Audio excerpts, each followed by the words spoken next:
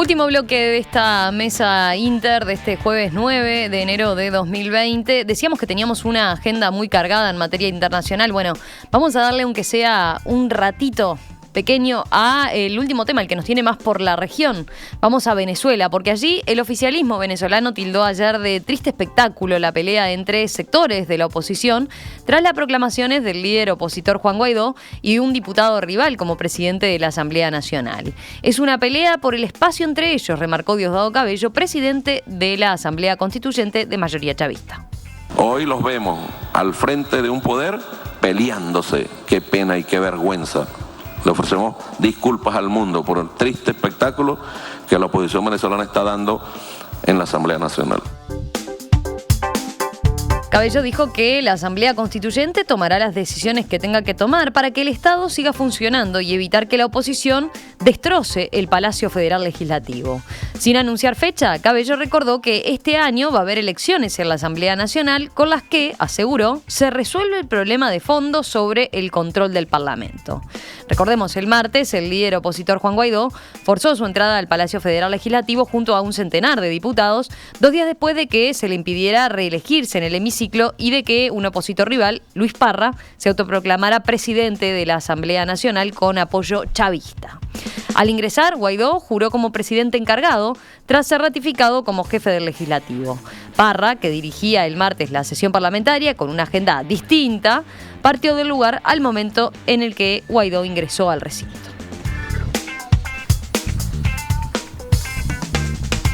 Bueno, hacía tiempo que no teníamos a Venezuela en la agenda debido a lo convulsionado que venía la región en general, ¿no? América Latina en particular, y cuando parecía que estaba un poco estancada la situación, incluso el propio liderazgo de Guaidó. ¿Cómo vieron estos últimos hechos allí? Bueno, esto es parte de una América Latina que duele, ¿no? Más que referirme a los hechos, digamos, internos, esta especie de sainete que se vivió allí, es totalmente inadmisible que guardia de ningún tipo, sea militar, policial, paramilitar o como se les ocurra llamarle o cualquiera sea su origen, impida a parlamentarios que en definitiva son electos, porque son parlamentarios electos, entrar a un hemiciclo para una votación o para cualquier tipo de actividad legislativa. Eso es cruzar una línea, y creo que Maduro, o en definitiva el gobierno cívico-militar que rige hoy a Venezuela, porque no lo quiero personalizar en quien en realidad no manda, cruzó una línea, y es una forma muy rápida de aislarse. Venezuela está aislada, Venezuela incluso hoy tiene que leer comunicados de la Cancillería Argentina donde condena el hecho, que era quizás uno de sus últimos salvavidas en la región, y eso nos trae a 2 o 3 preguntas, en realidad 3 preguntas, es decir, ¿de dónde vino esto? ¿Por qué llegamos a este momento? ¿Qué puede pasar ahora? ¿Y hacia dónde va? Elliot Abrams esta semana, que es el encargado para Venezuela de parte del gobierno norteamericano, en una entrevista decía que ellos reconocía que habían subestimado el apoyo que Cuba y Rusia le brindaban a Venezuela.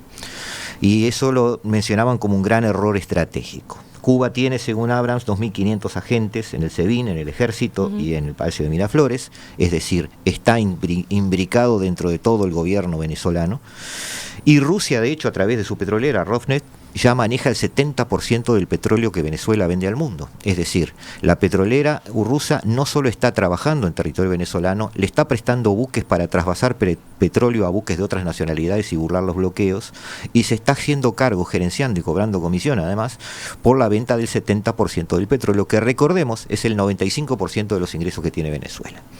Entonces, en esta situación, Venezuela contesta la tercera pregunta, es decir, Venezuela, o Maduro en particular, o el gobierno cívico-militar, debido a esos apoyos fuertes, todavía tiene vida, pero ha cruzado líneas que han cambiado las reglas de juego. No estoy hablando de una intervención militar, pero sí ha logrado un alineamiento de todos los demás países del otro lado de la calle. Eso lo marcas como el cambio más reciente. Sí. Entre otras cosas, por la posición muy importante, y va a tener país, efectos, ¿no?, muy rápidos en Latinoamérica. ¿Leo? Acá me cuesta más, porque yo lo veo de otra manera. No me gustaría que se piense que porque no estoy de acuerdo con unos o con otros, apoyo a los que dicen lo contrario. Simplemente trato de entender. La verdad que líneas cruzadas hay desde la época de Chávez. A Chávez, ¿cuántos golpes de Estado intentaron hacerle?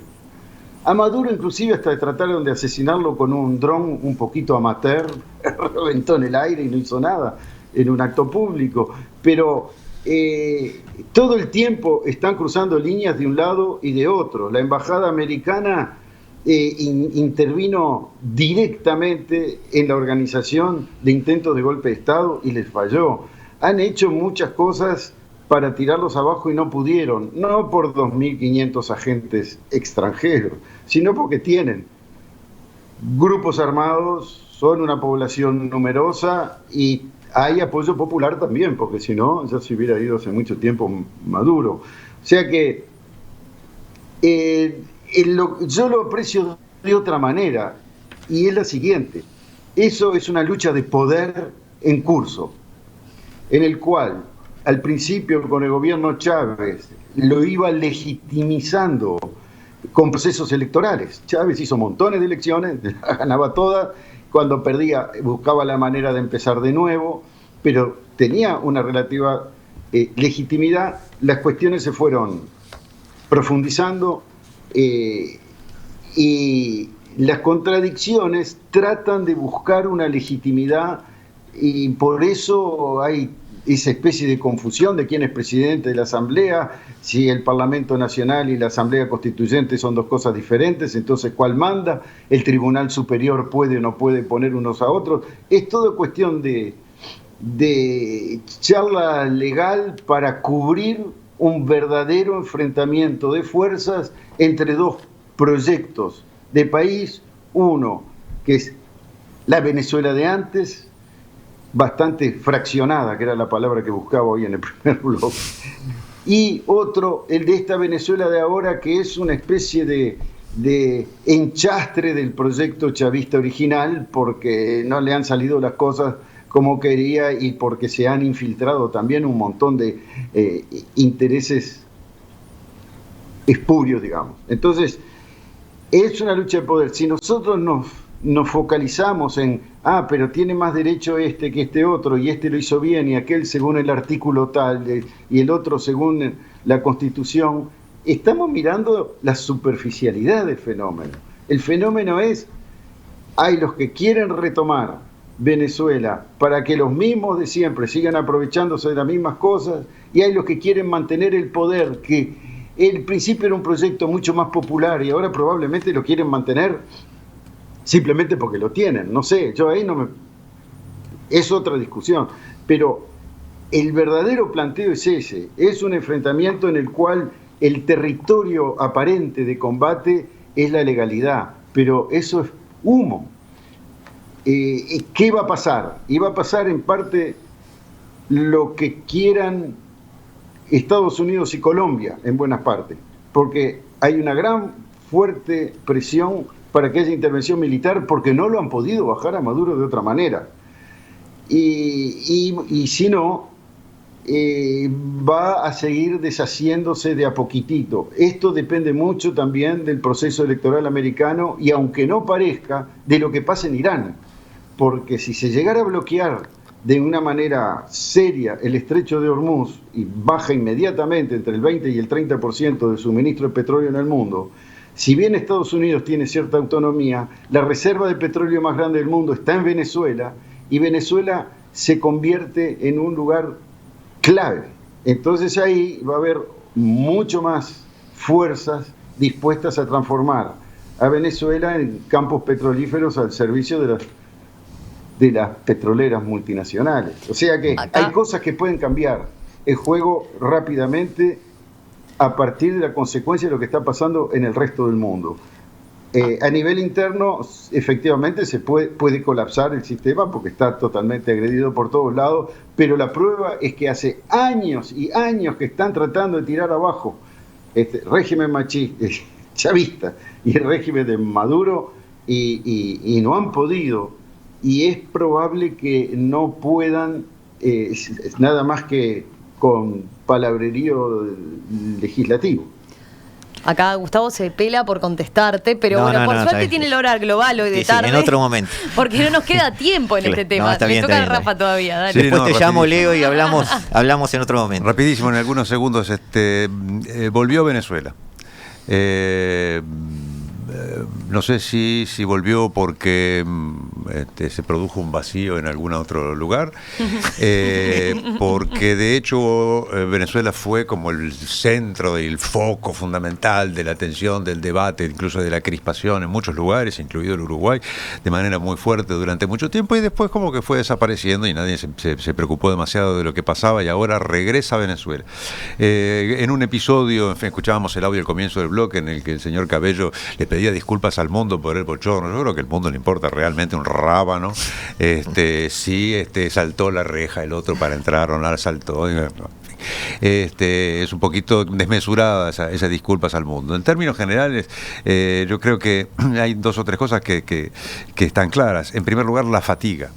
Como se habla de la fatiga de los materiales, la fatiga generalizada, más allá de este regreso puntual a la actualidad de Venezuela, yo creo que Venezuela ha cansado. Porque, como decía Leo, el chavo madurismo, si hay algo que ha demostrado es ser duro de matar, más allá de lo que uno piense al respecto. Y por lo tanto, la situación está en una situación, yo diría, de estabilidad en el pudrimiento. Se va pudriendo, pero de a poco.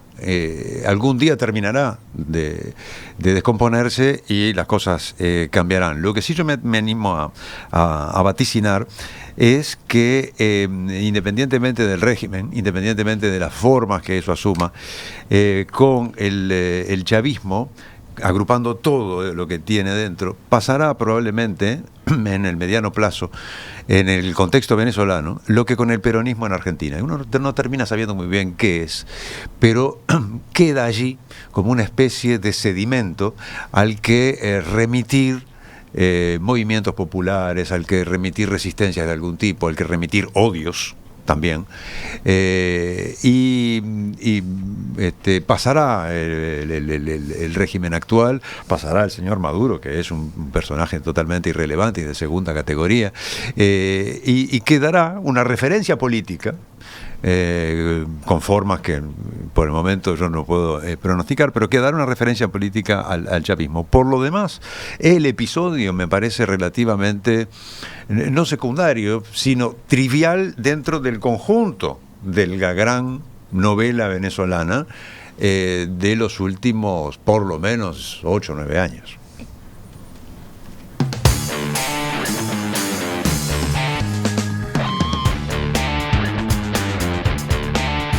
Leo Harari, Gustavo Calvo, Rafael Mandresi, gracias a los tres, un placer como siempre, y volvemos a convocarlos en cualquier momento, aprovechando que Leo y Rafael andan por acá y que está tan cargada esta agenda internacional. En cualquier momento los llamamos. Pasá el aviso de la hora global. Te iba a pedir eso, sí, solamente invitar a los oyentes esta tarde a escuchar la hora global. Vamos a analizar el Oriente Medio, pero desde una voz palestina. Y en cuanto a mí, a los oyentes, los que no les gusta la sopa a dos platos, porque yo dentro de un ratito vuelvo. Bien. ¿Volvés con Sueño de Tango? No, vuelvo aquí mismo en estudios para... en la mesa de la Pero, segunda mañana.